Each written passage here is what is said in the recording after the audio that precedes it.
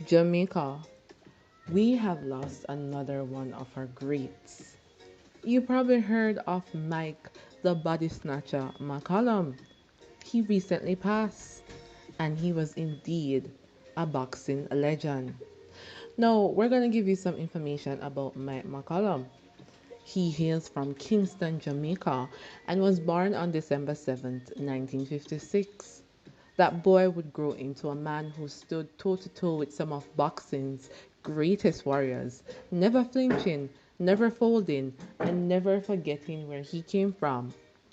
Mike McCallum wasn't just a fighter, he was a statement, a stance, a symbol of quiet defiance and unmatched discipline in an era where the boxing world was often ruled by flash politics and powerful promoters. He earned the nickname the Body Snatcher for good reason. Once that bell rang, he became a relentless surgeon, dissecting his opponents with a vicious body attack that left even the toughest champions gasping for air. He didn't dance. He didn't showboat. Boat. He simply broke men down from the ribs to the soul. In 1984, inside the hallowed halls of Madison Square Garden, McCallum made history. He defeated Ireland's Sean Manion to become the first Jamaican to win a world boxing title, claiming the WBA junior middleweight, super welterweight crown. For Jamaica, it was more than a title. It was a statement to the world that a small island could birth giants. As we said, little but talawa. McCallum wasn't content with just one belt. He successfully defended that title 6 times, including a brutal knockout of the dangerous Julian Jackson, a feat that few dare to chase, let alone achieve. From there, he climbed. In 1989, McCallum beat the elusive Harold Graham to capture the WBA middleweight title. Again, he stood his ground, taking on all comers with an iron chin and a tactical mind that could outthink even the slickest opponents. By 1994, he had conquered a third weight division, defeating Australia's Rug Jeff Hitman Hardin to claim the WBC Light Heavyweight Championship. That made McCallum a three-division world champion, a feat that placed him among boxing's rare elites. But McCallum's greatness was never just about titles. In an era when boxing was often manipulated by powerful promoters like Don King and Bob Arum, McCallum chose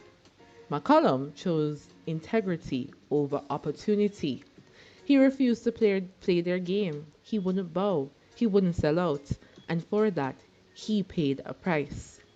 Despite being undefeated and holding world titles, he was often denied the biggest fights, forced onto undercards and shipped off to hostile arenas. In Italy, he lost a controversial decision to Sambu Kalambe, a fight many believe he won. The system tried to silence him, but McCallum kept punching. He fought the best: James Toney, Donald Curry, Julian Jackson, Sambo Kalambe, and was never knocked out in a career that spanned over 16 years, ending with a record of 55 wins, 36 by knockout, 5 losses, and 1 draw. His defeats were decisions. His toughness was legendary. He was a boxer's boxer. Technically precise, ferociously conditioned, with a jab like a piston and a chin made of stone. While others sought fame, McCallum sought mastery, and he found it. Back home, McCallum was more than a champion. He was an inspiration and still is. He embodied the spirit of Jamaica, strong, unyielding, and proud. His success on the world stage gave hope to countless young Jamaicans, making them know that excellence, it wasn't a dream, it was possible. In 2003, he was inducted into the International Boxing Hall of Fame, cementing his place among the sport's immortals. In 2011, the Ring magazine ranked him 8th among the top 10 middleweights of the previous 50 years, a testament to his enduring legacy. Sadly, on Saturday, May 31st, 2025, the final bell tolled.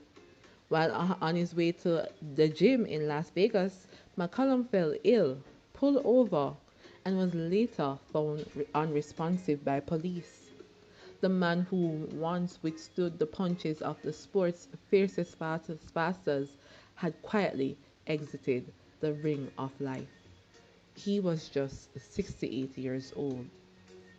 Jamaica's Minister of Culture, Gender, Entertainment and Sports, Olivia Grange, expressed profound sorrow at his passing, describing McCallum as a national treasure and global icon.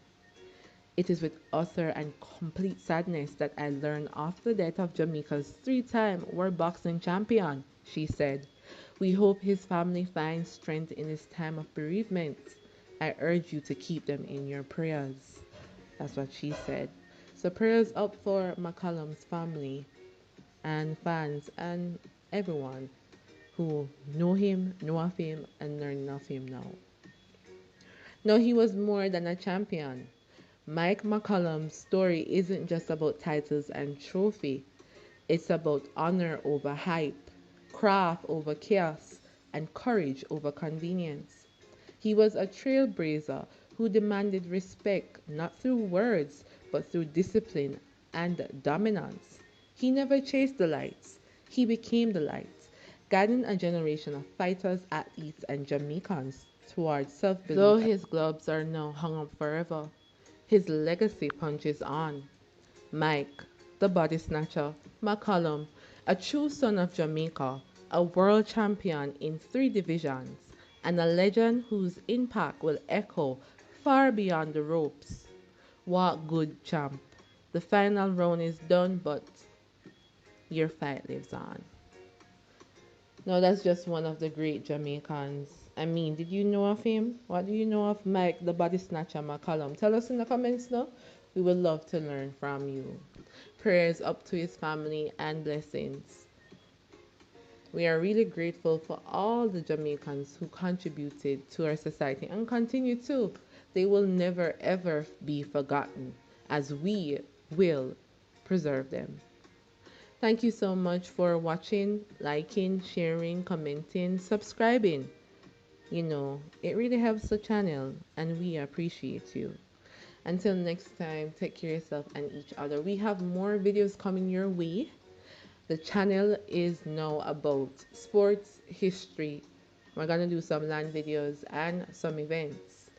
If we shall extend beyond those topics, we'll definitely let you know. Join us in the community and feel free to check out our books, our websites, and so forth. Bless up and blessings always.